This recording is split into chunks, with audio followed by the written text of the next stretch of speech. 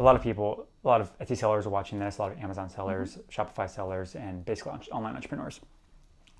Some of them wonder, do you have to be a creator in order to thrive in today's economy or the future economy? In the world of TikTok and TikTok Good Shop question. and content creation, it just seems like that's the way to win. Do you have to be the creator to win? That is so interesting you say that, because I think that's kind of the reason I decided to build the agency piece of the business.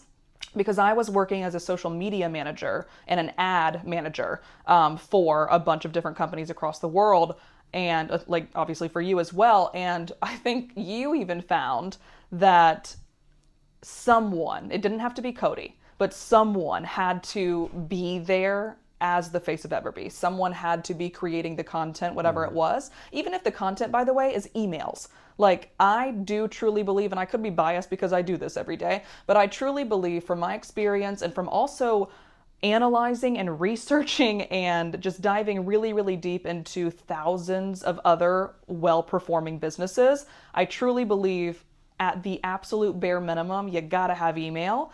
Because that technically is content, right? You gotta have like a blog or something. Like if you even go bare minimum. What I will say though is I don't think you have to be the creator. Leslie, Yes. how are you? I'm doing so well. So happy to be here. I'm happy you're here too. I'm happy that we're spending some time together. Fun time. You've traveled from, where'd you travel from? Michigan, Lansing, Michigan. Michigan. And we came up from Austin, me meaning our team. And here we are in Dallas, Vid Summit. It's crazy. Crazy. Feels a lot warmer down here. It is, although it's raining outside. Yeah, right. But it's warmer. I think it's such a perfect time to get together and like talk about, maybe recap a little bit and kind of like go back to where we started and where we are today. A lot has changed. I think if I recall the first time that we met, we could talk about that story. But it was about a year and a half ago. And really, now we're working together in a very, very close capacity, which is so fun. You're a huge part of EverBee now and a huge part of the EverBee community. And I think it's such a perfect time to have you on the podcast. Yay. EverBee has changed from the Etsy Seller podcast to Built Online podcast. And you are literally the perfect example of building your life, your financial life, your business life online. Yep. And that's what I would like to pull out of you today. Sounds good. For anybody to kind of like, hopefully pull some of that value and those nuggets out.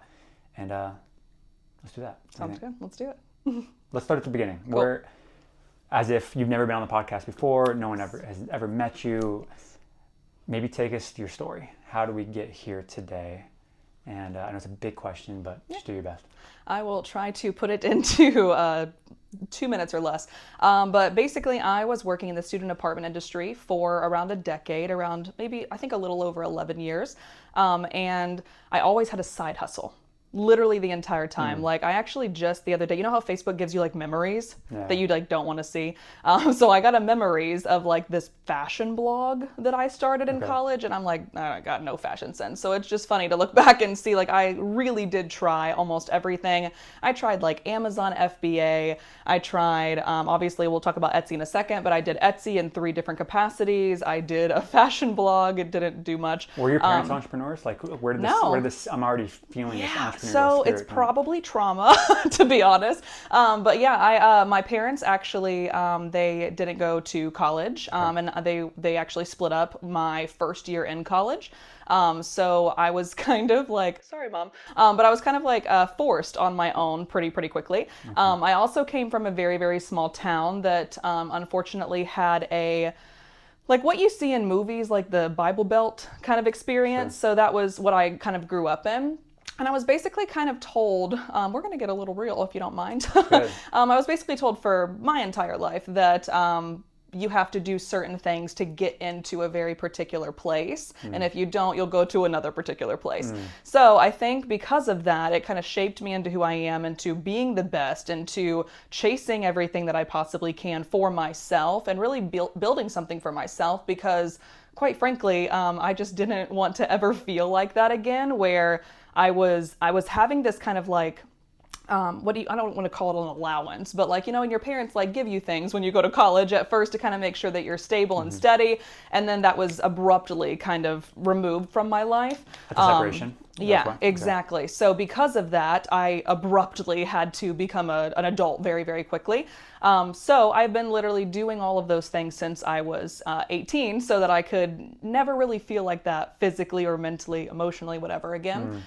So because of that, I had side hustle after side hustle after side hustle. And even when I was in my career, I scaled so quickly to the point where I couldn't scale anymore. Like I actually became a vice president of marketing at 28. And it was just because I was go, gotta be the best, gotta like break the status quo all the time.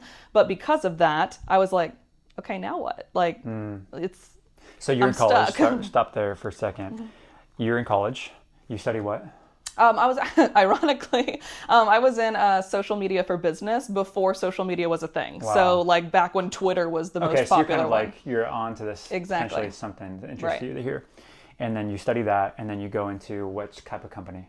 So I actually started in college. I was just like a leasing agent for a student apartment, and then in that industry scaled around 10 years later to vice president of marketing for that. Not different companies, but same industry. Yes. Wow. Okay. Cool. 28 VP.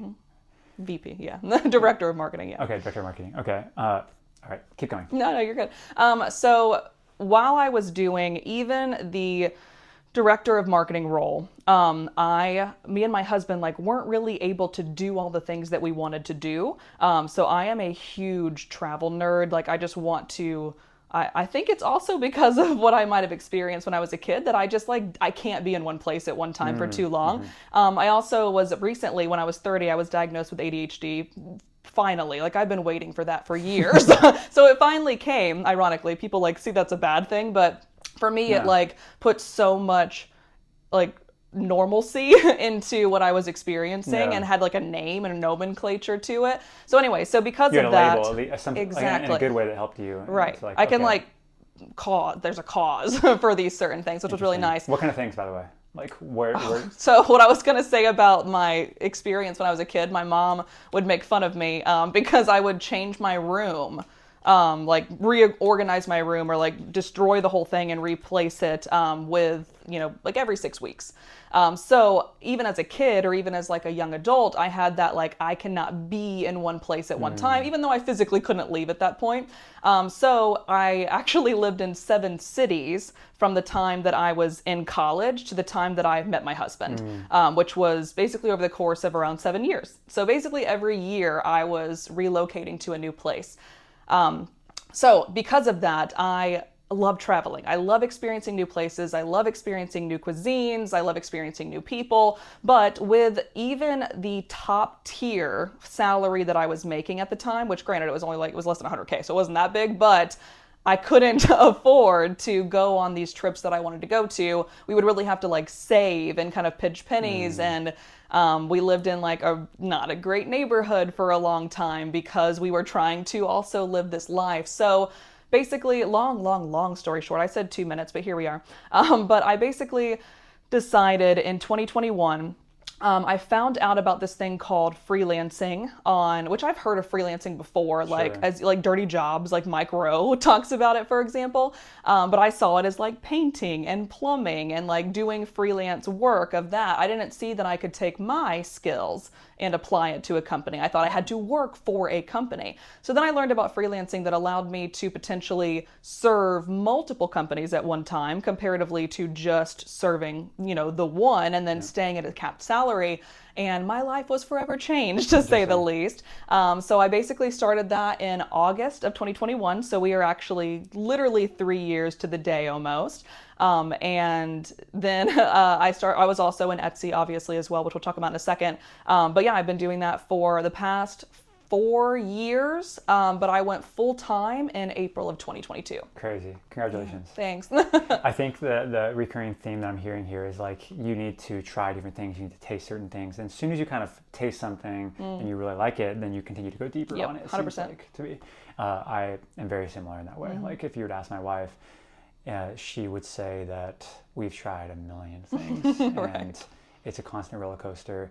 And everything that we tried was going to be the thing, probably. Oh my God. Right? Yes. And then it turns out it wasn't, and that's okay. And I think a lot of people listening to this, it's interesting because a lot of people are relating to right now. They're like, they think that they're crazy. And because their spouse is probably thinking that they're just like, dude, you need to just settle down, you know? And the reality is this is entrepreneurship. And the question is, why do you think you do all these things? I really do think because I've actually, I think I told you this personally a couple months ago, but I personally have been in therapy since April of 2023, so about a year and a half almost, and it's been an awesome journey for myself. It's not like a requirement, but it's really just like an opportunity to get to know myself and really ask myself that question, because I really did feel crazy for a long time that like nothing was ever good enough, or I would go harder than anyone I've ever met on something, and then I would like master it, and then I'd be like, what's next within a year compared to what could take someone an entire lifetime or entire, career of their own. So I think for me, if we get down to brass tacks, I personally just, I think I don't want to say addicted to work, but I really am addicted to the feeling of just doing. So I really and I honestly, I don't do hobbies often. Like this is my hobby. Like this is truly where I get my energy from. This is my passion. Like I go to bed thinking about it. I wake up thinking about it. And even when I was in a 9-to-5, I still felt that same way. Like I loved the company I worked for before. I just wanted to go out on my own and do things a little differently, but it was still the same passion. It was still the same just evolving ideas that came to me all the time. But what was different then that I appreciate now is sometimes I would be seen as breaking the status quo, where now I can literally do whatever I want. I can come up with new ideas, and it just is like you always say, like freedom. Like I have time freedom, I have location freedom, I have financial freedom. All of those are fantastic, but like I have me freedom. Like I get to be expressive and get like paid for it, and that's just insane to me still. When did you realize that those freedoms were important to you? Did you ever realize that you can put those labels? I mean, we created those through conversations naturally. Right. But it was only like a few years ago. Right. And I was curious, like, when did you kind of realize that, these are the freedoms that I actually want in my life to live that life that I really am passionate and excited about? To be honest, I would say last summer, Recent, which is crazy because I've technically been doing this since 2021. And anybody who's watching this, like, might also feel this same, like, the entrepreneurial journey is not for the freaking weak. It is, and it's also not for someone who cannot be self-motivated. So I think for me, I was a little bit too self-motivated. Like I was just trying to kind of be something that I wasn't because I thought that I had to be for probably the first 2 years of my journey. And it wasn't until literally last summer when I started asking myself these questions where I was like, nope, that ain't me. Like I don't want to be an influencer. I want to help other influencers, or you know what I mean? Like I want to serve. I don't want to be served. So it took me a long time to figure out that like that actually is the passion, the purpose, and what time freedom actually meant to me. Because I think I was just going after money for a good amount of time. Sure. Then I never felt time freedom because I was like, oh, well, like I can go get more. I can go do more. But now I'm like the ability to just sit here and hang out with you like that. This is time freedom. This is like true freedom to me now, being able to like make my own choices with my own time. I totally value that. We realized, I thought that freedom was, I mean, obviously when you live in America, you think about freedom and, the basic foundational freedom, which I'm so grateful for. But then realized, I think when I was around 23, when I had my first corporate job, 9-to-5, suit and tie, I heard about this thing called financial freedom, right? And I thought that was like it. Yeah, right. And it is a huge piece of the like money triangle. does pay for time, so Absolutely I get it. Does, yeah. But I thought that was it. And then you realize as you get a little bit more experience of like, there's like, I kind of want to be where I want also. Like I want to be able to move from San Diego, California to Austin and not even impact the business, didn't impact my customers, didn't impact, like there's impact on my family, but like not financially. Yeah, totally. And so then I started realizing later on, that probably came like 5 to 6 to 7 years later, was I started realizing that, I need to optimize for this location freedom thing too. And then you think about the internet, right. And then online commerce, e-commerce, digital commerce, however you want to do it, making money on the internet. Man, almost like anybody can have this, like for sure. this trifecta of financial freedom, time freedom, and location freedom. if you have a service business that's not, it's like brick and mortar, you can do it through management, hiring people, but it's much more challenging. Right. And that's why like we're talking built online, Right. right? Is all about doing that. Talk to us about how you reached out to EverBee, because we've been working together for a year and a half, I think now, or year now, in different capacities. But now it's like we're really, really working together really closely. Right. Let's talk about that. How'd that come about? So, I've obviously told you already, but I did Etsy for, I think, 5 or so years, like 2017 through 2023. And I just decided to get into more of the content creation space. However, you and I actually met in February of that year that I finally came to all these realizations about myself. And we talked about how I was making, I think it was like maybe $1,500 to $3,000 passively, passively, of course, you had to build the business, but passively on Etsy, and that was all fine and dandy, and I liked it. And then at that point, I was doing like influencer post for you guys on TikTok and stuff. And then again, last summer came and I was like, this is just not it for me. Like, this is not who I necessarily want to be in this business. So fast forward to December, and I am in a very, very pivotal part of my own personal journey, my own personal business, and I just happened to see you actually posted it in, which by the way, I've never been a part like of this Facebook group. I just was in it, but I'd never really seen post in it before. Like, I was never notified. Group, right? Exactly. Okay. So for some literal divine timing reason, in my opinion, I saw your post randomly come up on my feed. So it wasn't even like I had been in the Facebook group. It was like actively presented to me. And it was like, we're looking for I don't even remember what you called it. It wasn't even content creator. It was like community manager or something. Like yeah. Yep. And I was like, coach. I think it was like something about exactly, coaching, right, mentor, whatever. And I was like, that is exactly what I want to do, because I had made the decision that year that I was no longer going to do stuff that was just going to serve me, but I wanted to serve others. And I also love you guys, and I love your business, and I love your mission. So I was like, I'm just going to shoot my shot. Like, I'm just going to get weird real quick. And I actually commented on the post. That's right. I think I'm a delusional person where I'm just going to get whatever I ask for sometimes. So first of all, I was delusional. Second of all, I was like, what's the worst that could happen? He could literally just be like, no thanks. And I'm like, okay, sounds good. And I'll just move on with my life. So I made that comment, and I think you said message Kate or email Kate, here's her information. So I emailed Kate, and she's like, we would love to chat. Can you make a demo video? And I had never made a YouTube video in my life. I had never been on YouTube other than watching other people do it. Had no mics, had no lights, had no setup, didn't know how to script, didn't know what to do at all. And as you know, I don't know if I don't want to curse on this, but like, it was crappy to say the least. It was not my best work now looking back, but at the time, it was my best work at the time, right? So graciously, you guys decided like, hey, Leslie seems that she's interested. She seems like she might be a good fit, but like, that was not it. Let's give her one more chance.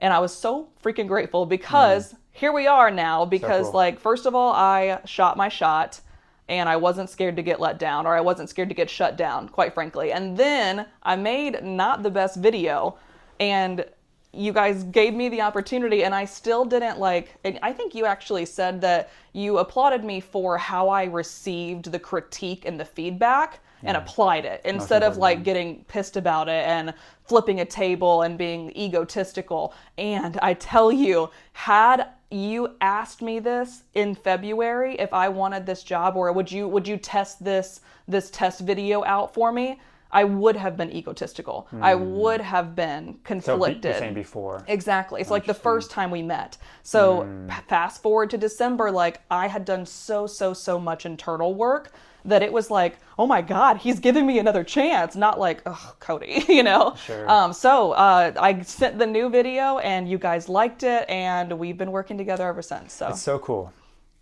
That story is so cool, and I forgot about a lot of that, so thank you for recapping You're welcome. And it's fun to like think about, because it makes total sense.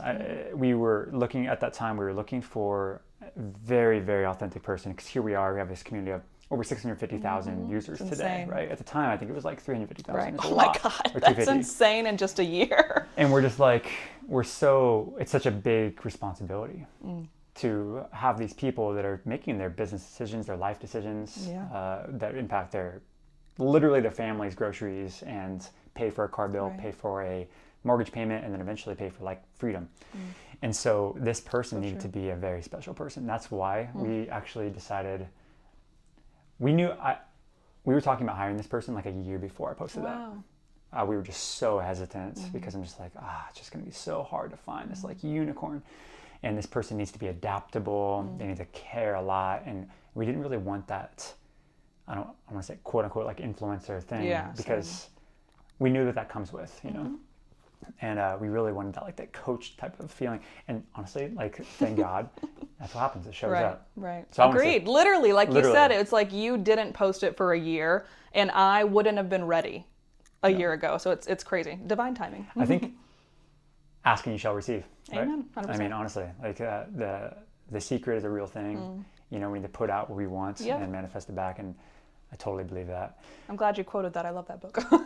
Oh, The Secret? Yeah. It's your favorite book? Not the favorite, but it's a great, You said you love it. You're like, it's your favorite. It's my favorite, honestly. Right. Say it's your favorite. Right. I love that. And let's talk about maybe future for you. Yeah. Now, what's next coming for Leslie?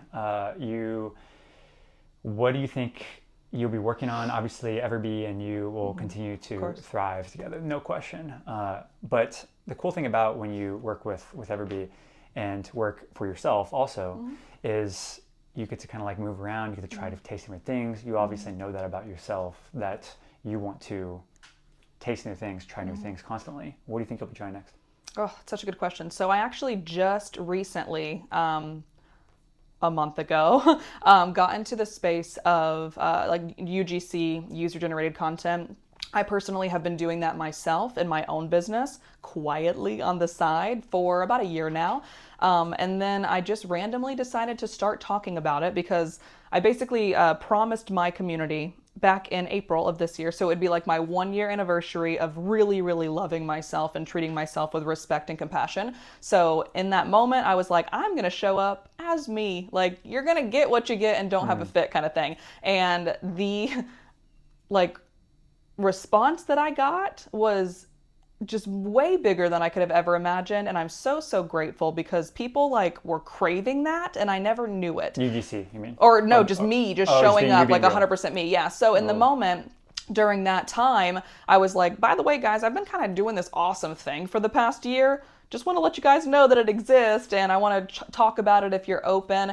And because of that, people were very much so interested and I ended up being able to build an entire basically content creator agency where I actually have like about 100 to 150 people that I work with consistently now, where I get them kind of gigs for themselves. So again, I just wanted to build a business all about serving where I don't necessarily want to be the face of everything, but with EverBee though, I feel like it's so different because I feel like I'm still like, I am actively showing up on Thursday to serve. Like, I don't want to be the face of EverBee. I want to be like, how can I meet you where you're at? And how can I, like you said, like, how can I help you with your mortgage this month? Like, that is like 100% my purpose. So going forward, again, this is more of like a 1-year plan, not 5-year necessarily, but I saw that people were interested in the thing that I was doing in my own business, in my own life. So I really see that kind of growing and me being able to assist with other people. Like, if someone wants to be sitting in this chair right now with you, I want to help them get there. Oh, interesting. Cool. Yeah, so that's kind of my, I guess, So serving goal. creators, I guess you could Exactly, say, in this case. Gotcha. Which, by the way, is also Etsy sellers or Shopify sellers, or like I just got in the Amazon influencer program recently, for example. So serving people who want to get into that. So basically just serving serial entrepreneurs like I am. I have a question for you there. A lot of Etsy sellers are watching this, a lot of Amazon sellers, Shopify sellers, and basically online entrepreneurs. Some of them wonder, do you have to be a creator in order to thrive in today's economy or the future economy? In the world of TikTok and TikTok Good Shop question. and content creation, it just seems like that's the way to win. Do you have to be the creator to win? That is so interesting you say that because I think that's kind of the reason I decided to build the agency piece of the business. Because I was working as a social media manager and an ad manager for a bunch of different companies across the world. And like obviously for you as well. And I think you even found that someone, it didn't have to be Cody, but someone had to be there as the face of EverBee. Someone had to be creating the content, whatever it was. Even if the content, by the way, is emails. Like, I do truly believe, and I could be biased because I do this every day, but I truly believe from my experience and from also analyzing and researching and just diving really, really deep into thousands of other well-performing businesses, I truly believe at the absolute bare minimum, you gotta have email. Because that technically is content, right? You gotta have like a blog or something. Like if you even go bare minimum. What I will say though is I don't think you have to be the creator. So obviously I decided to do that for my brand, but I'm also going to phase out. Like people know me as Leslie, but my brand is Evolution Designs, and I did that intentionally because I wanted to be able to have time freedom one day. I wanted to be able to scale myself out and bring other people in who could do pieces of it for me, even if it was content creation. So no, I don't think as an Amazon seller, especially as Amazon seller, but Etsy seller, Shopify seller, I don't think you have to do it, but I do think that content creation, especially where the world is going all digital, I mean, I think you have to have it. You have to have it, and it doesn't have to be you, though. Right. But you should have influential people or people that know your space or in their niche talking about your product or service or something like this. Yeah, right? or they're even making like AI content creators now. So you can just do that in the next 5 years, probably. I wonder what that will bring. I wonder if that will bring just I don't a whole love bunch it, of but saturation to exactly. it, and authenticity will just drown out. But Exactly. But we don't know. Right. Who knows? Who knows? How good it'll be. I love that. I have a couple questions for you. Rapid fire. Yeah, hit me. Ready? And by the way, Leslie has not No. seen these questions. I'm a little anxious. What's your favorite business book? Business book. I would probably say, people are probably going to hate me for this, but I would say Profit First. Profit First. Why? Yep. Why would people hate you for that? Just because it's kind of an ironically controversial book of like, when you get to a certain point in your business, you probably shouldn't be following the Profit First model anymore. And I'm probably at that point or past it, but I still love it. I really love, like we said, freedom, freedom, freedom. I love being able to reward myself for all the hard work that I put in and being able to be like, you did that, like, pay yourself first. So I pay the government, and then I pay myself, and then I pay my bills. So it just feels, I don't know, still feels good. Okay, cool. What's one thing that you wish that you knew before starting your business or any of one of your businesses? I have to think on that one. I would say you don't have to have it. You don't have to have it all figured out to be able to talk about it. So I'll just use the Amazon influencer thing, for example. I just started that a month ago, literally. It's brand spanking new. It might never do anything, but I started talking about it, and then people started asking questions and started getting engaged and interested as well. So I'm not encouraging anyone to go charge and be a mentor or a coach after like a month of success. Sure. But I am saying, like, people really love to be along the journey with someone. So I think that was what I would tell myself, is I did not tell anyone that I was building a business for 18 months, and I truly regret that. What's the worst advice in business that you've ever received? Oh man. I have been told by multiple people, unfortunately, in my corporate life that I used to come off as cold, harsh, and abrasive. And I think the industry made me that. So now it is, I still have that kind of in the back of my head, to don't try to break the status quo. Don't try to bring new innovation to things. To be an entrepreneur, you physically have to do that, or you'll never be able to keep up. And then I guess the second one would be like with algorithms, because I'm in the social space, like, I've been told by hundreds of people, just to just go where the algorithm goes, or like follow the crumbs that it's showing you. And I just personally decided to show up more authentically instead of following that. I love that. How many hours do you think that you work per week in business? I think you're going to agree with me on this. I think it's about 24/7. When I'm not sleeping, I'm not working. Yeah, and how do you define work? How do I what? How do you define it? Like, See, is it like in the front of the computer? Or exactly, is it like thinking, yeah. Or is this work? Right. It's a question. Exactly. That's such a good point. So I would say, if we're talking like how much am I behind my computer, probably 4 or so hours a day.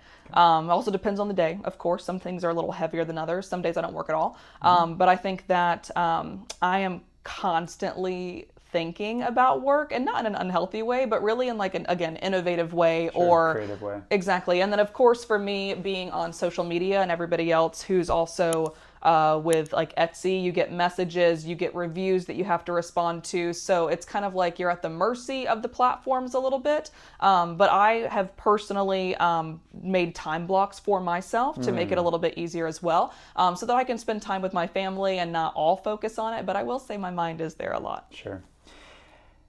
If your family and your friends and your customers had to get together and they had to write an honest article, Oh, good Lord. or a book even, or a documentary Yeah. about you characterizing your traits, how do you think they would describe you? I would hope that they would say someone who leads with a servant's heart first and foremost. I would hope that they would think that I'm humble, no matter what comes my way. I'll still be at the thrift shop if I'm a millionaire. That's just kind of who I am, I think.